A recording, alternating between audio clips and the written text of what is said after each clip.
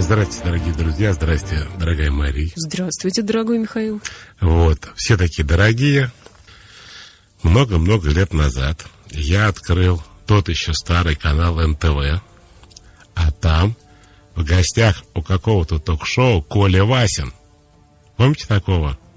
Напомните, пожалуйста. Коля Васин — это великий человек. Я не знаю, жив он или нет. Ему тогда было уже под 70 лет. Это важный момент. И она спросила его: Николай, он питерский. У меня ребенок, по-моему, был даже у него дома. Но Коля Васин чем прославился? Он в советское время настолько фанател от группы «Битлз», что Пол Маккартни, по-моему, прислал ему майку, там диск. Это когда еще, по-моему, Брежнев был жив. А он закопал от КГБ все это во дворе. В общем, была целая эпопея. У него музей «Битлз», ну, там, например, песни, какая-нибудь одна песня в 15 разных исполнениях. Ну, все «Битлз», не в смысле там каверы, нет. Вот здесь, типа, вот он так ударил. Здесь и в Ливерпуле, а это в Брюсселе. Да. Вот и в Брюсселе у него вот немножко здесь, вот видите, он слово заменил. Так, и что же произошло дальше? Вот теперь слушайте, она говорит: Николай, ну расскажите о себе. Вдруг он говорит: я такой счастливый. Представляете, там компания Sony выпустила такую акустику, там такой звук вообще. А ему под 70 лет, я подчеркиваю, это очень важный момент. Одет он немножко как такой, ну, по-детски, ну, так, по моде рокеров 70-х там. Куртки кожаные, косичка сзади. Он говорит: вот настолько радует, да? А какой они сейчас синтезатор сделали вообще? Говорит, я понимаю, Николай, мне кажется. Да. Какой, говорит, я сижу и думаю, не то что взрослый мужик, пожилой мужик, ему 70, но он как ребенок. Его радует вот какая-нибудь акустика, его радует передача звука. Да вы просто не знаете, как можно сесть и долго синтезатор обсуждать в какой-то Не песне. говорите, да? И вот я сегодня, друзья мои, хочу об этом поговорить. Тема нашего сегодняшнего разговора: что делает... Кстати, кому не влом, наберите Колю Васина в интернете, поймете, что это был за светлый человек. Да, к сожалению, умер он в 2018 году. Умер, да? Угу. Как коллекционер. Его обожали все музыканты России, все. Ну, Коля, да. А вот Коле-то было 70 почти, да? Сколько там ему было, когда он умер? Не написано, в каком возрасте. Надо посмотреть. Ну вот, я что хочу сказать, друзья. Я, конечно, понимаю, что не все мы Коля Васина, и у нас совершенно свои радости. Но я хочу, чтобы вы рассказали сегодня, что делает вашу жизнь счастливой, от чего вы вообще получаете удовольствие. Давайте сразу, чтобы мы не тратили время на простые вещи: солнце, море и вода — наши лучшие друзья, что-нибудь поинтереснее. Потому что вот особенно говорить там: ой, море, на море я счастлив, от солнца я тащусь и так далее, это как бы общее место. Поинтереснее, что... Ну, не так, как у Коли Вася, у нас вряд ли получится. Но мало ли что-то мы сегодня интересно узнаем. Добрый вечер. Вот прямо сразу? А вот прямо сразу. Здрасте. Потолок покрасьте. Если получится. Добрый вечер.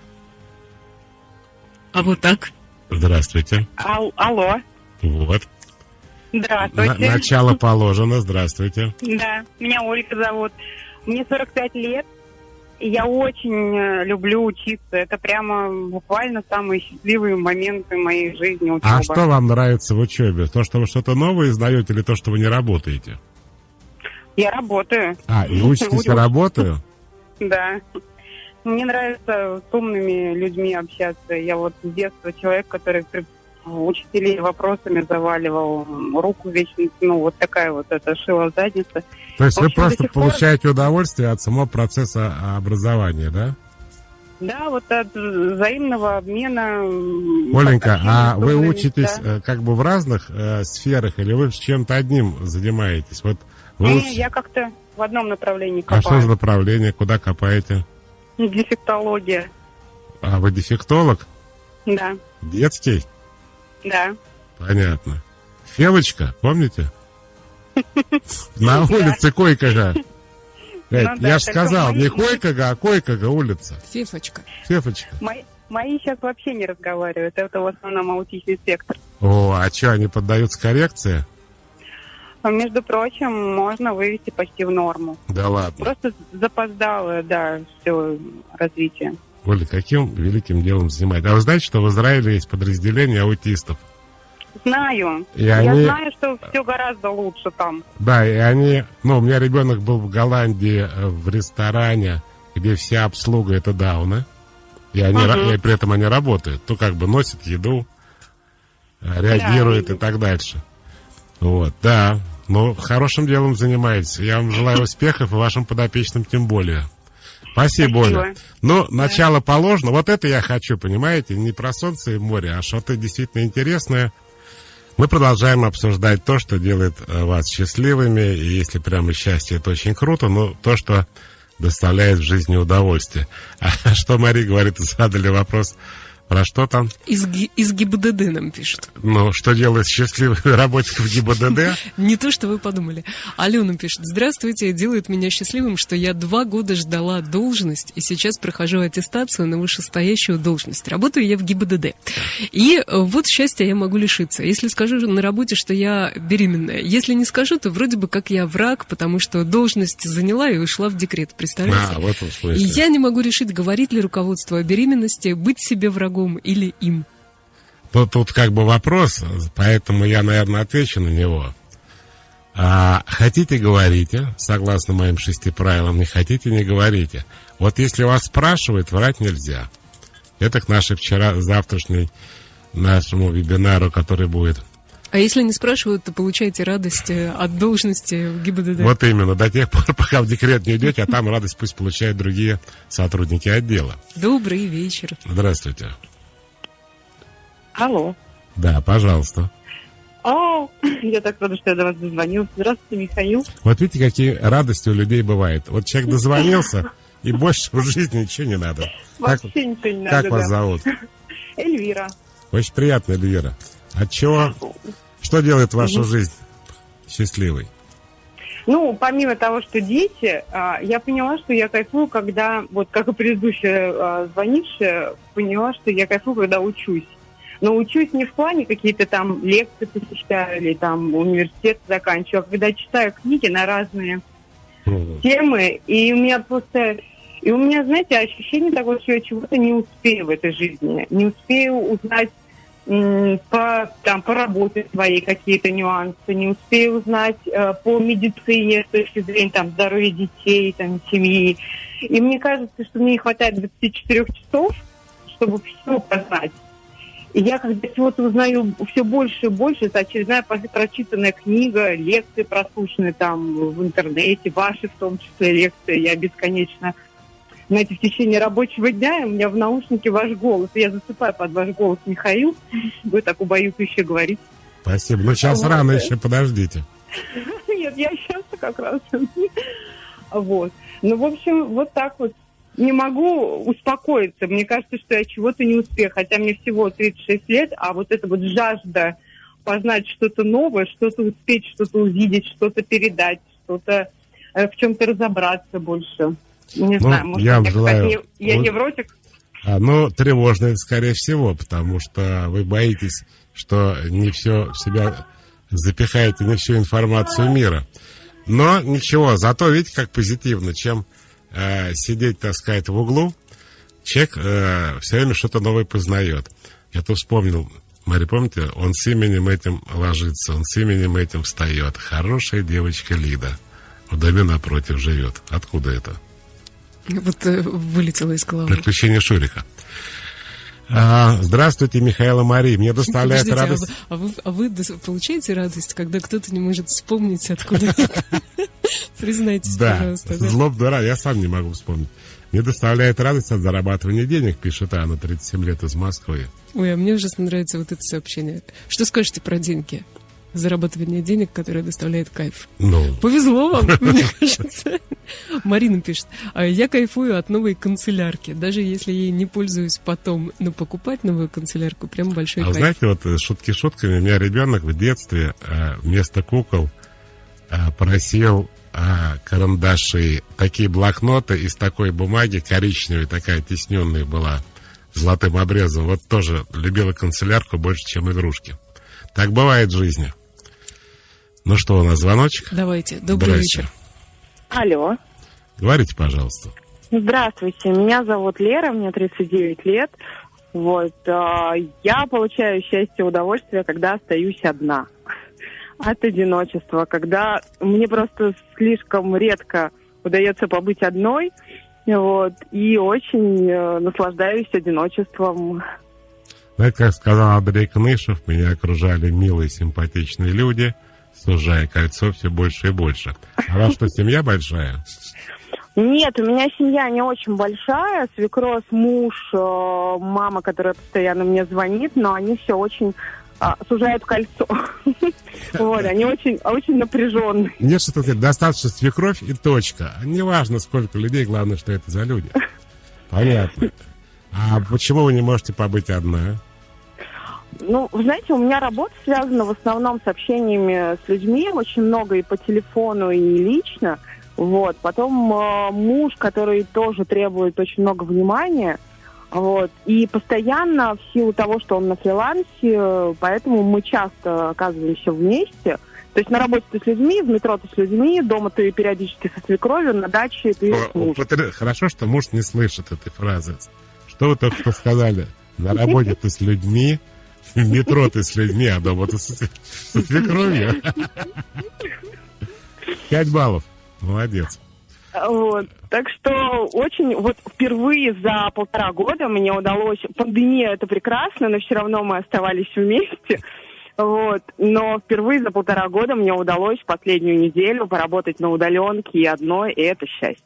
Знаете, я хочу вам, не знаю, как совет, не совет, есть такая интересная психологическая история, что у людей со средним темпераментом раз в 2-3 месяца появляется потребность быть одним. Они этого не понимают, и этого не понимают окружающие, потому что у них начинается раздражение, ничем не мотивированное, они начинают придираться.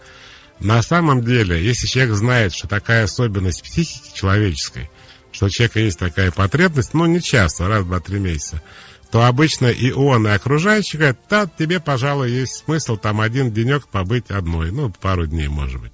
И тогда все становится нормально. Но когда люди проскакивают этот момент, у них это раздражение начинает копиться. И потом, конечно, скандалы и конфликты. Поэтому можете сказать честно: дорогие родственники, я вас люблю как родных, но бывают такие минуты, когда время идет на секунды, и все это длится часами. Я имею в виду, что вот хотите побыть одна.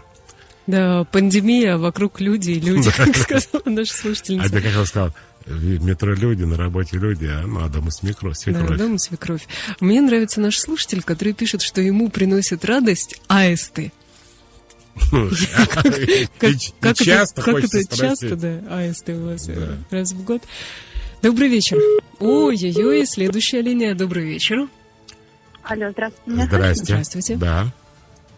Ой, не первый раз звоню, уже счастлива. Да, дай бог не последний. Меня зовут Саша. Хотела поделиться своей историей. Я вообще очень сильно люблю музыку. И когда у меня в жизни происходят какие-то там проблемы или разные истории, прям музыка меня спасает. Я, могу слушать какую-то композицию, если она отражает мое внутреннее состояние, я прям получаю настоящий кайф. И мне становится легче, и прям мне какая-то радость жизни, и, становится гораздо лучше. И у меня какую вы музыку любите? Совершенно разную.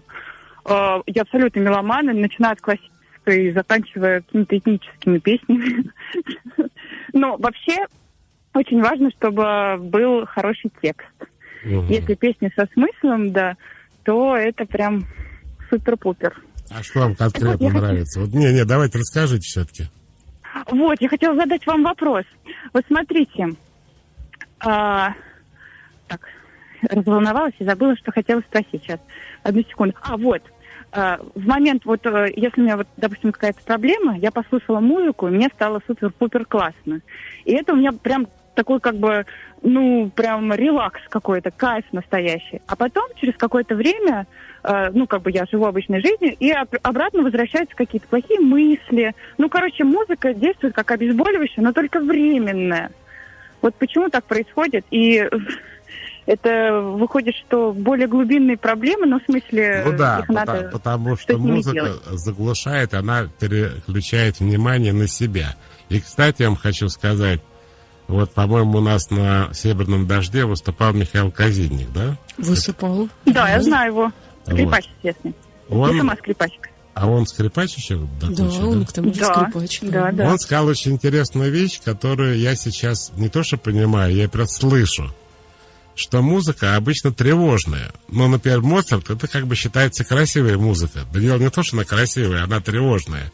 Практически любая музыка, за редким исключением песни «Пусть бегут неуклюже пешеходы по лужам», она тревожная. Вот симфоническая классическая музыка обычно тревожная. И вот если ее слушать вот внимательно, то эта тревога, она реально прямо вот слышится. Вот. И, может быть, одна как бы забивает вашу тревогу. А какую вы конкретно музыку любите, скажите? Ну, например, какой композитор? Вы знаете, вы абсолютно правы, потому что, вот расскажу свою историю. Буквально вот недавно я рассталась с молодым человеком, и у меня прям, я страдала ужасно. И сразу реквием Моцарта. Да, и весь мой плейлист, он отражал мое внутреннее состояние, вот это вот какие-то песни про несчастную любовь, про свое Моя состояние. Моя любимая Таня Буланова? Скажи мне правду, атаман? Скрипичный концерт Татьяны Булановой. Скрипичные концерты Чайковского, разве что. Вот. И да, и, наверное, вы правы, что это как бы... Они отражали мою тревогу, поэтому я находила в этом какое-то подтверждение, что ли, или объяснение. Так а вы расскажете, какую вы музыку-то конкретно любите? Мне же интересно узнать. Мы сегодня про радость. Ну, это скорее какая-то, может быть, даже рок-группа какие-то. Какая рок-группа? Ну, на какие? 3-5 рок-групп, какие-нибудь. Группа «Вельвет». Так. Группа, которые пели там про варенье сейчас. Про варенье? Про варенье. Вот и все. Фолк-рок-группа, забыла название. Так. Фолк-рок-группа, да, это такие больше даже с народным подтекстом песни. Может, напоете, мы узнаем ее? Я варю вишневое варенье, я люблю высоких и строптивых. Прикольно. Но я не знаю, а еще кого, может, смотри, чтобы вы знали. Так, я люблю слушать Пелагею, певицу Пелагею люблю слушать. Я знаю, правда, не слышу творчество, но знаю, что она есть. Ну да, но вот тоже скорее фолк-рок. Народница, да, народница. Да, народница. Ну и современные всякие. Я могу слушать, ну там, допустим, того же самого Оксимирона могу послушать, допустим. Я вообще рэп не слушаю, но его там слушаю. Или какие-то вот сейчас просто открываю чарт ВКонтакте, популярной музыкой. Да. И просто, как сказать, слушаю и думаю, что мне нравится, что мне не нравится. Слушайте, а видели такой номер в Comedy Club, где они прошлись по всем музыкальным жанрам? Вот там. Ой, нет, не видел. Очень смешной. Там, ну, этот музыкальный обычный состав, там Максим Аверин, Марина Кравец и Лисёк Сорокин и вот этот грузинский парень, который на рояле всем играет. И вот они, значит, оперу, армейскую музыку, рэп, очень авторскую песню, они все вот это вот показали, очень смешно. Можете посмотреть в интернете, называется «Музыкальные жанры». Понятно. Спасибо вам большое за подробный, хотя и выдутый с трудом рассказ про какие-то конкретные музыки. А вот люди, которые работают на радио, Мария, спрашиваю я вас, глядя прямо в глаза, их уже просто укачивает от музыки? Нет, я очень люблю, представляете? Я То есть тут наслушаюсь и домой приду, и не остановить. Правда, что-то немножко другое, но тем не менее я прямо опять начала слушать. А еще вопрос. Очень много. А что вы слушаете?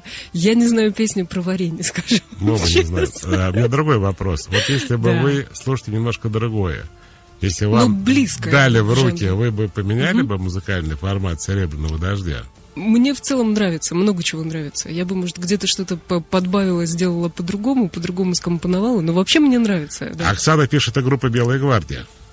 Ну, про варенье. И прекрасно. Но обратите внимание, какие мы разные при слове «меломан». У меня-то уже возник совершенно другой ряд. А тут вдруг появилось варенье, «Белая гвардия», Оксимирон. Ну, Оксимирон хорошо. А вы про мел подумали? Про мелок, я бы сказала. Добрый вечер.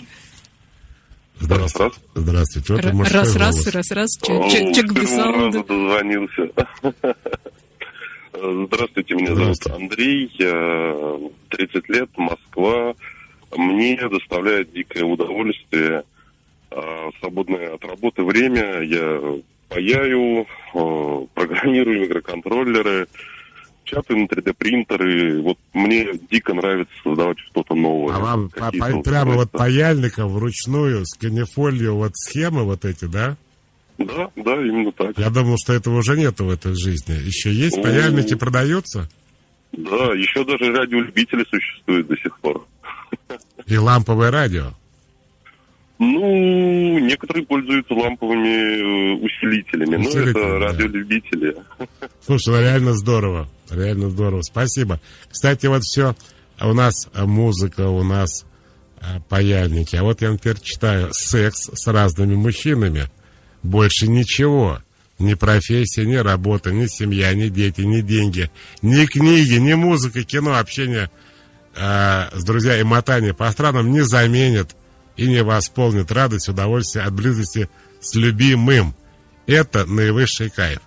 Но тут хочется сказать, Это девушка, женщина пишет. это женщина, вы, говорит, или крестик снимите, или трусы наденьте, потому что вначале идет секс с разными мужчинами, а в конце идет близость с любимым, в единственном числе.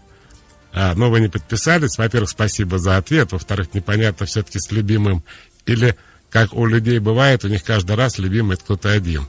Просто они меняются. Ну, просто в единицу времени Да, все да. равно. А есть же это такая биологическая история, что человек не полигамный, а я забыл, как это называется. У меня ребенок любит. Полиамория это Да, называется. это что каждый раз, как в первый, в общем. Роман из Москвы нам пишет. Моя супруга Галя получает удовольствие от покупок в магазинах с моей кредитной картой. Я даю ей карту, и через несколько часов она возвращается полностью преображенной женщиной. Роман, какой же вы щедрый мужчина. Главное, чтобы карта не грустила. при Не этом. грустите, да. Добрый вечер, алло. Алло. Здравствуйте. Ой, здравствуйте, Михаил. Здравствуйте. Меня зовут Дарья. Вот, и вот, сегодня, видимо, все первый раз дозваниваюсь, и я в том числе. Вот, и раз сегодня тема такая, что в чем, ну, как бы то, что получает удовольствие от жизни. Вот, и я хотела сказать, что, ну, как бы, в принципе, я наслаждаюсь жизнью, и вот если бы не одно «но», как бы моя мать постоянно внушает мне то, что как бы женщины, которые занимаются сексом до брака, они гулящие женщины. И вот она внушает мне это чувство вины, и я бы хотела спросить у вас, Михаил, ну, как у психолога, как от этого избавиться? От этого это от матери? Нет, как избавиться от чувства вины и от ощущения себя тем, кем меня считает мать. Ну, для этого надо, чтобы вы хотя бы перестали слушать то, что мама говорит. Как Ну, перестать слушать? Выключить громкость у мамы. Ну как, а вы с ней живете вместе, что ли? Ну да, В одной квартире? раз. А вам 15 лет? 18, ну, студентка. О, тогда продолжайте слушать дальше. А вы-то сами как считаете? Ну, вот я хотела спросить, как бы, ну, как с психологической точки зрения. С может, есть психологической какие-то там точки зрения, приемы? если вы до брака не занимались сексом, вышли замуж, и тут оказалось, что у вас сексуальные проблемы с мужем, вы что будете делать? Разводиться. Вот чтобы это не произошло, сексологи считают, что лучше до брака, чем когда у вас уже 5 детей. Так понятно? Понятно. Совет да любовь. Так, да. И привет маме, как Да, и пишут. привет. Некоторые. Когда мои родители улыбаются, дай по-настоящему счастлив, пишет Андрей. Обожаю гонять на мотоцикле. Если плохое настроение по ночному городу, с упоением, пишет Татьяна. Как Да. понять средний у меня темперамент, спрашивает Стас. Стас, если вы каждый день хотите побыть один, у вас бешеный темперамент, а если у вас раз в 5 лет желание побыть одному, то очень спокойный. Добрый вечер, я получаю кайф от катания на электросамокате. И если не покатаюсь, то у меня начинается ломка. Да Но ладно. пока нельзя, к сожалению, или к счастью, глубоко в положении. Я хочу в это лыко вставить свою строку. Я позавчера купил, я, кстати, обожаю электросамокаты, вообще такой летный электросамокат, который весит меньше 12 килограмм, и он 700 ватт. То есть это скорость, смотри, вам не понять, Вы не любили электросамокаты. Спасибо, что объяснили, что я по этой причине не пойму. А это значит, он едет со скоростью 40 км в час, и запас хода не 40 км. Ну вот, я покупаю самокат. И продавец по имени Егор говорит: Михаил, а как вас по отчеству? Я говорю: Александрович, а вам зачем? Он говорит: я так воспитан, Михаил, чтобы к старшему обращаться по имени-отчеству. Это было смешно. Михаил Александрович. Пришел пенсионер покупать электросамокат, называется картина, да. Добрый вечер. Здравствуйте. Здравствуйте, Мария. Здравствуйте, Михаил. Здравствуйте. Меня Алексей зовут. Я из Москвы. Мне намного проще, наверное, чем многим людям, которые слушают вас, потому что я очень много и долго употреблял наркотики, потом перестал их употреблять. И как вы начали эфир, что давайте без вот этих вот простых: солнышко, лес и так далее. Но остаться живым там после 16 лет. И каждый день сейчас уже там в течение, наверное, 13-14 лет, как я не употребляю. То есть для меня нет проблем по жизни. То есть у меня возникают какие-то сложности. И я вижу солнышко, кайф. Я расстаюсь с женщиной, мне больно, а я: Господи, спасибо, я живой, я могу чувствовать. И таких вещей очень много. То есть вы счастливы просто от того, что вы живы и здоровы. Я правильно понимаю? Да, это один момент, то, что я говорю, то, что мне проще. Но при этом мне и сложнее, наверное, отчасти. Потому что я как был кайфажером, так кайфажером и остался. Только я нахожу не какие-то там деструктивные, а там позитивные. Там, например, я курьером работаю, я езжу на машине, я периодически улучшаю эту машину. И вот у меня сейчас, например, цель, чтобы эта машина... вот мы развлекаемся так, что там от 100 до 200 километров ты выехал из 10 секунд. И это можно сделать, это интересно. Ты там и подвеску улучшаешь, и еще что-то. При этом остаются там грибы, лес, природа, общение с сыном, секс. Недавно увидел в продаже пластинку своего одного из любимых музыкантов. И я прям представил: боже, как это... А кто у вас любимый музыкант? Это такой есть персонаж, как говорится, моряк моряка видит издалека. Это Марк Лэнниган. Есть тоже такой, да. Есть такой. Тоже человек, выживший, пройдя через многое. И этим, наверное, он мне и близок в том числе. Знаете, какой вывод сделаю? Да. Нет ничего, чтобы не доставляло кайф нашему слушателю. Да, я хочу еще сказать 2 слова. Я не против солнца, леса и моря. Я считаю, что эти самые простые в жизни вещи, включая воду и землю, это то, что у здорового человека и позитивно настроенного вызывает чувство радости и счастья. Просто если все будут говорить об одном и том же, то это будет немножко однообразно. Поэтому, не потому что я против, я сам обожаю, природу я, правда, обожаю в малых дозах терапевтических. Грибочки на природе. Я не люблю жить, например, за городом. Я люблю там по лесу походить, по морю поплавать, но вот не жить. Я как-то раз решил, что я могу жить не в городе Герой Москве, и снял себе дачу. Прямо вот совсем рядом с Москвой, 5 километров. И на 3-й день я вернулся обратно в Москву и сдачу сдал обратно. И оказалось, что я не могу жить не в городе. Вот, но при этом ненадолго я люблю. Как в том анекдоте, чем ПМЖ от туризма отличается. Ну что, поехали дальше? Вы про еду что скажете? Потому что некоторые пишут, что просто люблю еду, иногда даже не могу остановиться. А вот кто-то пишет, что: Тимур, заказали с женой доставку синнабонов. Это такие пирожные с корицей, сливочным кремом. Невероятная вкуснота. Вообще забываешь все на свете. Эх, я бы от синнабона не отказалась сейчас. Судя по моей комплекции, я люблю еду. Ну, вы никак с заеданием, например, сложности в жизни не связываете? Нет, сложность создает сама еда в этих количествах, которые я ем. А так заедать-то особо нечего, потому что все хорошо. Но я есть люблю. Дело в том, что я курил 3 пачки в день. И я не исключаю, что это у меня замещение происходит. Я уже больше 10 лет не курю, но ем так нормально. Добрый вечер. Алло. Здрасте.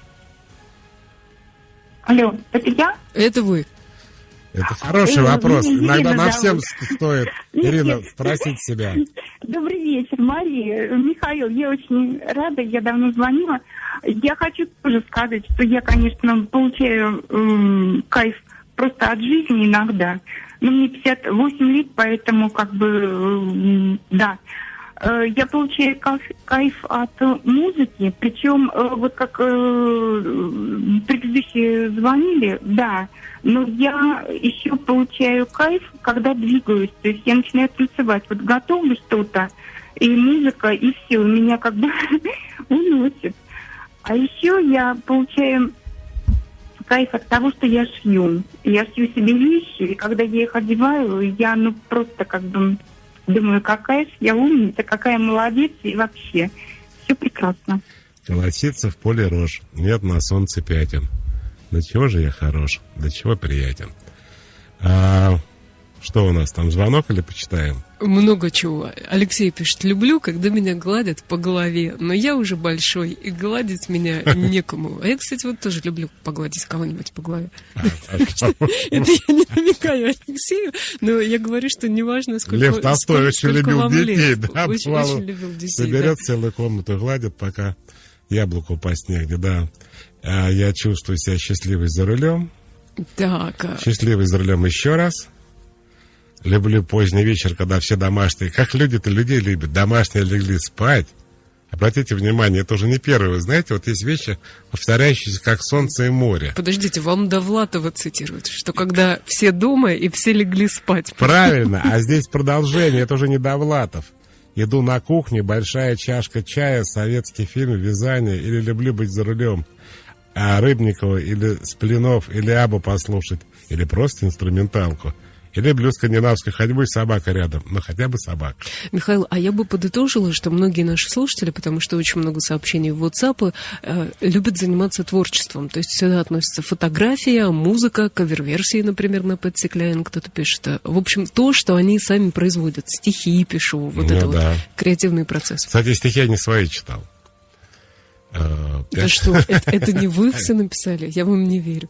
Ой, следующая линия. Да что ж такое? Ой, добрый вечер. Добрый вечер. Здравствуйте. Мария, Михаил, меня зовут Антон, мне 34 года, я из Москвы. И я получаю особое удовольствие от своего хобби. Я занимаюсь поиском старины с металлоискателем в рамках допустимых... А что удалось найти, Антон? Монеты, различные изделия старины. А есть какие-то особо ценные монеты, даже с исторической точки зрения? Михаил, на самом деле, поиск с металлоискателем такой полулегальный, да, можно сказать. То есть мы не можем белые копатели, я называю себя белым копателем. Да. То есть я не расхититель гробниц, мы ходим по полям, где условно сажают картошку, кукурузу, там, пшено.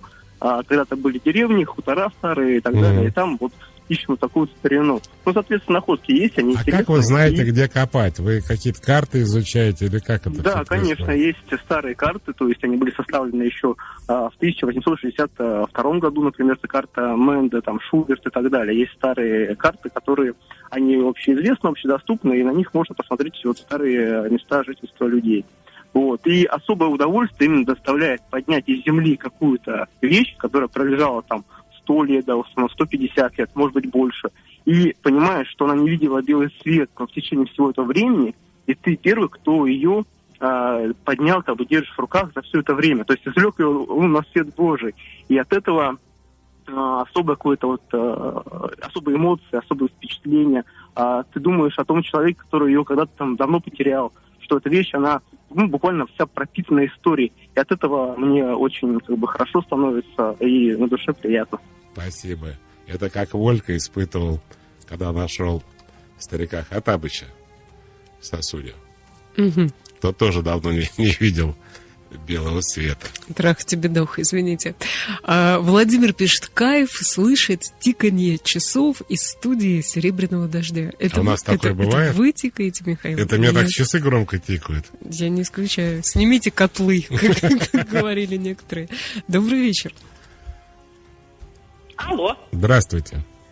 Здравствуйте, Михаил. Алло. Здравствуйте еще раз. Это Ирина. Вы знаете, я, что люблю? Я обожаю гонки. И я на самом деле поняла, что я очень люблю рев машин. И я прям вот... Вы смотреть любите или участвовать? Участвовать я не люблю. Я на самом деле, у меня есть такое хобби. Я уже несколько лет езжу на свой отпуск, трачу в качестве волонтера Формулы-1. И более того, я даже хотела поработать маршалом. Это, вы были, знаете, где видели когда-нибудь гонки? Конечно. Смотрели? Вот там вы видели вот этих людей в оранжевых таких этих... С флажками, которые, или те, да, которые... Да, вот, это моя мечта на самом деле, там поработать. Я даже, по-моему, курсы прошла, и я на самом деле, если это все возобновится, я начну ездить на Moscow Railway, и еще открыли под Питером очень хороший автодром, это называется Игродрайв. Вот, я туда устраивалась, но там мальчиков только берут. Вот.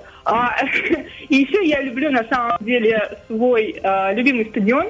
Это Открытие Арена. И желаю вам... Вы меня слышите? Очень хорошо, да. Я желаю вам, на самом деле, вы же любите, да, стадионы собирать. Вот. Когда-нибудь действительно собрать стадион у нас на стадионе. Потому что я там работаю, это мое хобби. Я работаю стюардом на стадионе. Это кем вы работаете? Стюардом. Это моя подработка. А стюард это кто? Я обожаю, на самом деле, болельщиков. Я их очень люблю. Они все нахальные, очень эмоциональные. Но я их не могу без них жить. Что такое стюард? И сколько, кстати, тысяч помещается на стадионе? Мне кажется, это 100-тысячник открытия. Вот, да. Вот 100, нет, открытие 40 тысяч, открытие арены. А стюард это тот человек, который фактически... грубо говоря, распоряжается, контролер-распорядитель. Понял. И вы приходили когда-нибудь на стадион? Когда последний раз вы были на футболе, Михаил? Короткие гудки в трубке, давно. Пи. Я на самом деле на футболе был очень давно. Большое. Но я запомнил, что когда я был на хоккее, я на хоккее был на стадионе, когда был жив Брежнев, и я его видел, он сидел, у него отдельная была трибуна у Брежнева. А ему врачи запретили курить. Простите, вы были последний раз на стадионе, когда жил Брежнев? Угу. В смысле... Это ответ нашей слушательницы. Да, «Спартак» болел. Дело в том, что в какой-то момент... Открытие это спартаковский как раз. Нет, это был Лужники, я был в Лужниках. И Брежнев сидела его охрана и курила ему в рожу. Он просто просил их, чтобы они на него покурили, потому что ему не хватало никотина, он очень страдал, а его врачи запретили курить. Там же запрещено на стадионе курить. И такой стадион весь, воздух такой, и только в одном месте дым идет. Но я думаю, мы сейчас пару минут вернемся. Единственное, парочку сообщений вам зачитаю, что обожаю заниматься генеалогией, составляю родословную своей семьи. Не гинекология, генеалогия, да? Я сейчас пойду перечитаю. Генеалогию, да. Сейчас вам напишут любители. Так вот, мне очень нравится от Ангелины. А мне нравится говорить, пишет Ангелина. Нет, начала жить по вашим правилам, вот оно счастье. Но мы с мужем оба невротики, по очереди устраиваем друг друга манипулятивные вывороты. Но я, послушав вас, перестала вести себя как жертву. Вижу, какие у нее ломки начались. Вот это кайф, буду слушать дальше. Кстати, Мария, Ксения, 27 лет. Я люблю быть свободной, ощущение одиночества. Это уже 5-я или 7-я история про то, что я люблю, когда людей вокруг нету. Я считаю, что естественно оставлять себе время на то, когда ты один. Как-то сын моей подруги, маленький, ему буквально 3-4, но мама психолог, тут ничего не поделаешь. Он так и говорит в саду. Нет. Мама психолог, и тут уже ничего не поделаешь. Прекрасные родители, и в какой-то момент он сказал: мама, мне надо побыть одному. Человеку 3 года, и он уже ощущает эту потребность. Давайте телефонный звонок. Добрый вечер. Здравствуйте. Алло. Да, мы вас слушаем. Алло, здравствуйте. Я хотела поделиться то, что меня радует. Меня очень радует моя работа. Я получаю колоссальное удовольствие. Я работаю медиком. И чем она сложнее, чем хуже смены проходит, чем когда я в 2-3 работах работаю, тем мне сложнее, тем я больше получаю кайф. А какой вы медик? Какая у вас специальность? У меня одна основная работа, я реаниматолог, реанимационная сестра, а вторая — дети недоношенные и новорожденные. То есть она у меня очень разная. И когда я прихожу с работы и ложусь, просто валюсь с ног и сутками, по 2 суток работаю, не высыпать меня. И если в смене я что-то такое сделала, что я от себя не ожидала, я от этого получаю очень большое удовольствие. Я просто переживаю это. Ну, я вроде, это не стадия мазохизма, это разве же плохо? Но это ведь плохо, когда ты себе делаешь, усложняешь жизнь, и от этого получаешь удовольствие. И чем хуже тебе живется, ты это перебарываешь. Это еще Мао Цзэдун говорил, знаете, он сказал, чем хуже, тем лучше. Кто-то нам говорил, что чтобы сделать человеку хорошо, надо сначала отобрать то, что он любит, а потом дать ему это, и человеку хорошо. Это не очень добрые люди говорили, я думаю. Егора могу зачесть. Егор очень любит кататься на своем кабриолете. Когда садишься за руль, голова становится пустой и светлой. В этот момент я по-настоящему отдыхаю. Да. Свой кабриолет — это неплохо, Егор. Михаил, надо подвести какие-то итоги. Зачем мы это делали целый час? Просто так, из удовольствия, знаете, Мария. Дело в том, что давайте я тогда про себя, наверное, расскажу. Ну, кайфаните.